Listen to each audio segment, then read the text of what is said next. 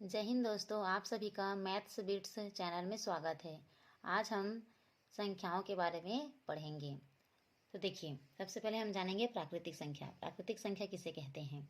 1, 2, 3, 4, 5, 6, 7 आदि को क्या कहा जाता है? प्राकृतिक संख्या। जिनसे हम क्या कर सकते हैं? गिनती कर सकते हैं, है ना। धन पूर्णांक जो होते हैं उन्हें सबको क्या कहा जाता है? प्राकृतिक संख्या कहा जाता है। अब हम देखेंगे पूर्ण संख्या। तो देखिए, पूर्ण संख्या क्या होता है? अगर प्राकृतिक संख्याओं में जीरो आप लगा देते हैं उसे क्या कहा जाता है? पूर्ण संख्या कहा जाता है। ठीक है फ्रेंड, जीरो लगा हुआ है उसे हम क्या कहते हैं? पूर्ण संख्या कहते हैं। और जिसमें जीरो नहीं लगा होता है वो क्या कहलाता है? प्राकृतिक संख्या कहलाता है। अब देखिए भाज्य संख्या। भाज्य संख्या किसे कहते हैं? भाज्य संख्या वह संख्या कहलाती है जो दूसरी संख्या से विभाजित हो जाती है। स्वयं से और दूसरी संख्या से विभाजित हो जाती है, उसे क्या कहते हैं? भाज्य संख्या कहते हैं। भाज्य संख्या किसे कहते हैं? स्वयं से और दूसरे से क्या हो जाती है? विभाजित हो जाती है, उसे क्या कहा जाता है? भाज्य संख्याएं कहते हैं। जैसे कि चार, चार क्या होता है? 2 से 4 से विभाजित हो जाता है।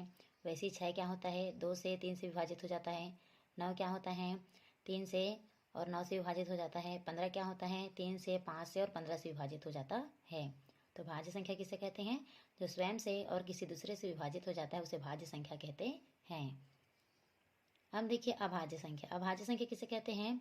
वह संख्या जो स्वयं से बस विभाजित होती है, किसी दूसरे से विभाजित नहीं होती। जैसे कि 2, 3, 5, 7, 11, 13 और 17, ये सब क्या होती है? स्वयं से बस विभाजित होती है, दूसरे से विभाजित नहीं होती हैं। अगर आपसे कोई पूछे कि सबसे छोटी अभाज्य संख्या क्या है, तो आपको क्या बताना है? 2 बताना है। सबसे छोटी अभाज्य संख्या क्या होती है? 2 होती है। अब हम पढ़ेंगे सम संख्या के बारे में। देखिए सम संख्या किसे कहा जाता है? सम संख्या वह संख्या होती है जो 2 से विभाजित हो। 2 से विभाजित होने वाली संख्या को क्या कहा जाता है? सम संख्या कहा जाता है। जो 2 से पूरी तरह से विभाजित हो जाता है उसे सम संख्या कहते हैं। जैसे कि 2, 4, 6, 8, 10, ये सारे क्या है? सम संख्या है। और विषम संख्या के बारे में जान लेते हैं। विषम संख्या किसे कहा जाता है? वह संख्या जो 2 से विभाजित नहीं होता।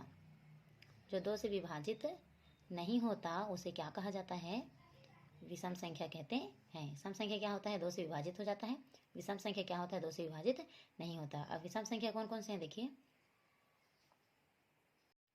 देखिए विषम संख्या कौन कौन सी है? विषम संख्या किसे कहते हैं? तो जो 2 से विभाजित नहीं होता है उसे क्या कहा जाता है? विषम संख्या कहा जाता है। जैसे 1, 3, 5, 7, 9, 11, 13, ये सब क्या होती है? 2 से विभाजित नहीं होती है, इसलिए इसे क्या कहते हैं? विषम संख्या कहते हैं।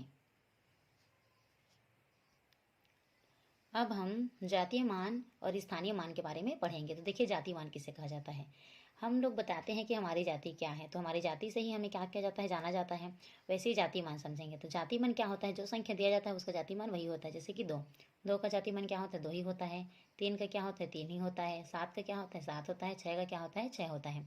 5 का क्या होता है? 5 ही होता है। और 3 का क्या होता है? 3 होता है। तो इस जातीय मान क्या होता है? बहुत सरल होता है। जातीय मान कभी भी आपसे पूछा जाएगा, जैसे कि मान लीजिए आपको दे दिया जाए यहाँ 5, 6, 7, 8, 9 और बोला जाए इसमें 7 का जाति मान क्या है, तो आप क्या बताएंगे?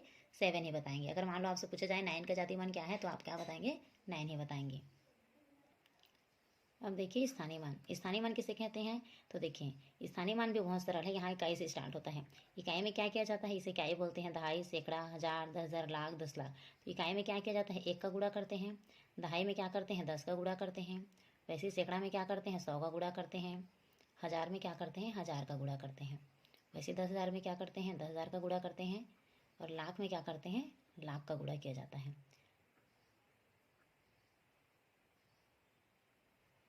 ठीक है। फिर 10 लाख में क्या किया जाता है? 10 लाख का गुणा किया जाता है।